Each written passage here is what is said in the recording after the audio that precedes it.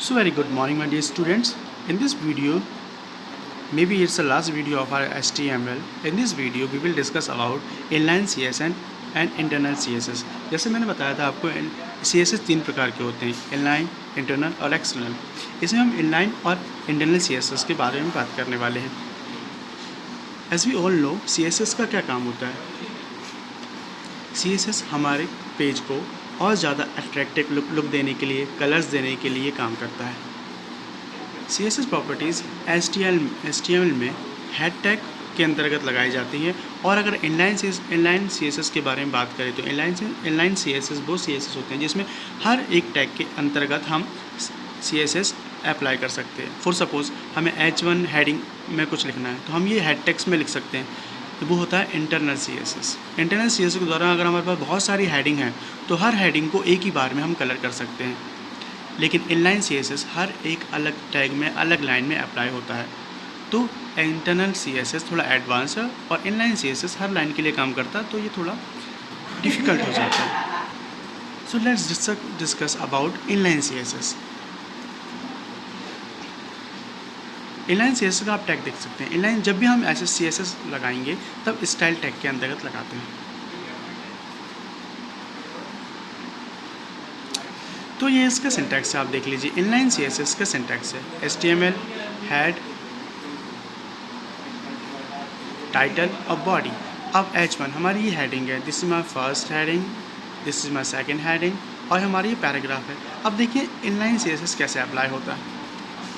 Inline CSS मैंने बताया था साहब, आपको एक ही लाइन पे अप्लाई कर सकते हो. आप हर लाइन के लिए अलग अलग टेक्स्ट लगाना पड़ेगा. तो देख लेते हैं. Text colour bye inline CSS tag लगाया हमने. जब हमारा पहला फर्स्ट हेडिंग था उस हेडिंग के अंतर्गत H1 के अंतर्गत हम लिखेंगे style is equal to colour दो डॉट रेड और semicolon for colour the text. ये टेक्स्ट का कलर होगा, बैकग्राउंड कलर नहीं, सिर्फ टेक्स्ट का कलर. मैंने लिखा है टेक्स्ट, उसका कलर चेंज करेगा. अगर यहाँ रेड लिख दूँ, आपको याद रखना पड़ेगा जब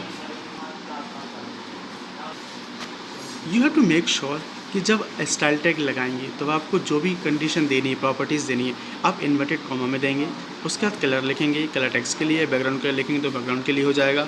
उसके बाद डॉट लगेगी, उसके बाद हमारी प्रॉपर्टी लगेगी कलर की. उसके बाद सेमी कॉलम और हमारा इन्वर्टेड कॉमा बंद होगा. उसके बाद ये ऐसा हमारा स्टाइल टैग हो रहा है H1 में स्टाइल टैग के अंतर्गत. अब मैं आपको दिखाता हूँ कि कैसे होता है.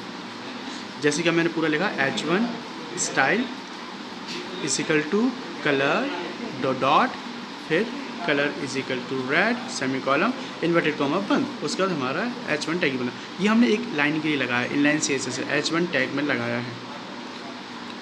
अब इसका पूरा सिंटैक्स देख लेते हैं. ये पूरा सिंटैक्स है इसका. हेड HTML हेड, अब इनलाइन CSS है इसलिए हम H1 में लगा रहे हैं. H1 लिखा, स्टाइल टैग दिया, इक्वल्स इन्वर्टेड कॉमा में कलर दो डॉट, फिर कलर का नाम रेड सेमी कॉलम बंद, इन्वर्टेड कॉमा बंद, उसका पूरा टैग बंद. फिर now you will see the result here. The result, the text it is now in a red colour. तो ये पूरा सिंटैक्स है. किसी कलर को देने के लिए प्रॉपर्टीज़ है इनलाइन CSS में. Now the background colour. अब हम किसी CSS में बैकग्राउंड कलर कैसे देते हैं, ये भी हम H1 इनलाइन CSS के लिए इसलिए हेडिंग में देंगे. इसका सिंटैक्स आप देख लीजिए. अभी हमने कलर दिया था टेक्स्ट को, अब हम देंगे background colour. H1 body tag के अंदर H1 लिखेंगे, स्टाइल टैग लगाएंगे, बैकग्राउंड कलर, बैकग्राउंड डैश, यहाँ पे बैकग्राउंड कलर इसलिए दो प्रॉपर्टीज एक साथ इसलिए डैश लगा के बैकग्राउंड डैश कलर डॉट्स, फिर येलो, उसके बाद सेमी कॉलम, उसके बाद बंद. उसके बाद ऐसा रिजल्ट हमारे पास शो होगा. ये हमारा इनलाइन CSS है. I hope you understand. अब हम चलते हैं इंटरनल CSS की तरफ. सो इंटरनल CSS है जो कि हमारा हेड टैग के अंतर्गत लगता है. अब इसमें काम क्या है. अब हमने अगर इनलाइन CSS में एक एक करके हेडिंग में लगा दें तो बहुत टाइम लग जाएगा. अगर हमारे पास बहुत सारी हेडिंग है, H1 की हेडिंग देखिए, यहाँ पे हमारे पास H1 की 5 हेडिंग्स है. अब सब में CSS लगाएंगे तो हमारे पास बहुत टाइम जाएगा. तो हम इंटरनल CSS का यूज़ करते हैं. ये हमारा हेड टैग के अंदर लगता है, इस टैग के अंतर्गत. तो हम इसे हेड टैग में लगाएंगे। अगर हमारे पास बहुत सारे हेडिंग है और एक साथ हमें अप्लाई करना है CSS को, तो हम हेड टैग के अंतर्गत लगाएंगे। चलिए इसे देख लेते हैं एक बार। चलिए पहले इसका सिंटैक्स देख लेते हैं। हेड टैग के अंतर्गत CSS कैसे लगाया जाता है।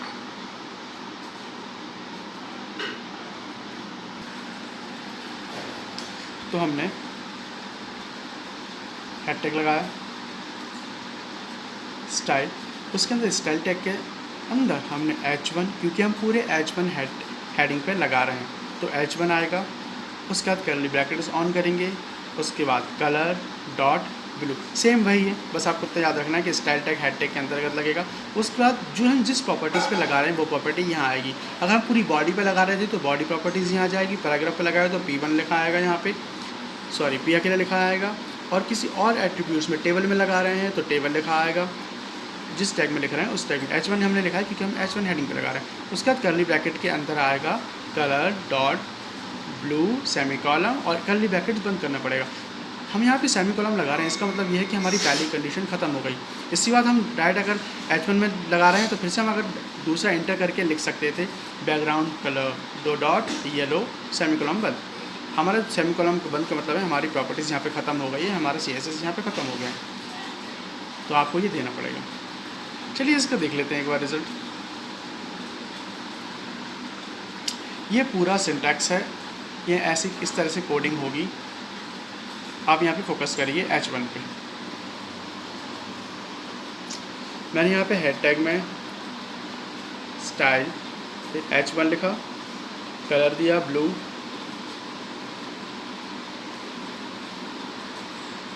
ये पूरी PDF फाइल्स मैं आपको ग्रुप में सेंड कर दूंगा। तो इस तरह से कोडिंग की जाती है हेड टैग में, जो कि इंटरनल CSS है। तो इसी तरह अगर हमें इनलाइन CSS में हेड टैग में उसका टेक्स्ट का कलर और बैकग्राउंड साथ में देना है तो हेड टैग में दो कंडीशन एक साथ कैसे लगाएंगे, इसका सिंटैक्स आप देख सकते हैं। H1 में हेड टैग लगाया, स्टाइल टैग लगाया। H1 में दो कंडीशन हम यहाँ पे पहले हम बैकग्राउंड के लिए देख लेते हैं। बैकग्राउंड के लिए भी ये कंडीशन देंगे, H1 में बैकग्राउंड कलर और ग्रीन। इसे करने के बाद जो हमारा टैक्स है उसका कलर ग्रीन हो जाएगा, लेकिन बैकग्राउंड कलर जो कि टैक्स हमने अगर हमने टैक्स कलर अलग दिया है तो वो कलर अलग रहेगा, और ये बैकग्राउंड के लिए। तो आप इसे ट्राई करना, लेकिन अगर दोनों कंडीशन एक साथ देनी है तो पहले आप इसे एक बार ध्यान से देख लीजिए। दो कंडीशन एक साथ भी दे सकते हैं। H1 में मैंने H1 वही कंडीशन लगाई, स्टाइल टैग लगाया, कर्ली ब्रैकेट्स H1 क्योंकि हम H1 में लगा रहे हैं, पूरे H1 में एक साथ अप्लाई हो जाएगा। फिर colour dot blue background colour is equal to green, और इसके बाद मैंने कर्ली ब्रैकेट यहाँ ख़त्म किया है। इसका मतलब हमारे पास दो कंडीशन खत्म। जब एक कंडीशन लगाएंगे तो सेमीकोलम लगाएंगे, फिर दूसरी कंडीशन लगाने के बाद भी सेमीकोलम लगाएंगे, मतलब दो कंडीशन हमें यहाँ पे एंड होती हैं। ये पूरा सिंटैक्स है इसका। अब एक बार इसका प्रैक्टिकल करके देख लेते हैं। सो गाइस, ये हमारा HTML की फ़ाइल खुली हुई है और यहाँ पे हमने 6 हेडिंग बनाई है। 1 H1 की 5 और 6 फाइल बनाई है। देखिए ये दिख रही है आपको, दिस हमारा first heading, second heading, third heading, इस तरह की 5 हेडिंग्स हमने बनाई है। अब सबका हम चाहते हैं कि हमारा टेक्स्ट ब्लू कलर में हो जाए और जो हमारा बैकग्राउंड है वो रेड हो जाए। तो इसके लिए हम हेड टैग में जाएंगे। हेड टैग देख रहे हैं, हेड टैग, और यहाँ हेड टैग। अब इसमें हम लिखेंगे स्टाइल प्रॉपर्टीज़। स्टाइल प्रॉपर्टीज़ लिखने के बाद इसे क्लोज भी करेंगे, ठीक है। Style open, style close. Style open properties के अंदर हम लिखेंगे हमारी H1 की प्रॉपर्टीज़। H1 लिखा, कर्ली ब्रैकेट्स लगाएंगे, इंटर करेंगे। देखिए curly brackets, open brackets and close bracket. उसके अंदर हम लिखेंगे, हमें क्या करना था पहले, कलर। आप चाहो तो पहले बैकग्राउंड कलर भी दे सकते हो, कोई प्रॉपर्टीज़ वगैरह लगा सकते हैं, ऐसा कुछ नहीं। कलर इज इक्वल टू हम यहाँ पे कर देते हैं ब्लू, देखा, सेमीकोलम लगाएंगे, ये पहले प्रॉपर्टीज़ बंद। इसी कर्ली ब्रैकेट्स के अंदर हम दूसरी प्रॉपर्टीज़ लगाएंगे बैकग्राउंड कलर की।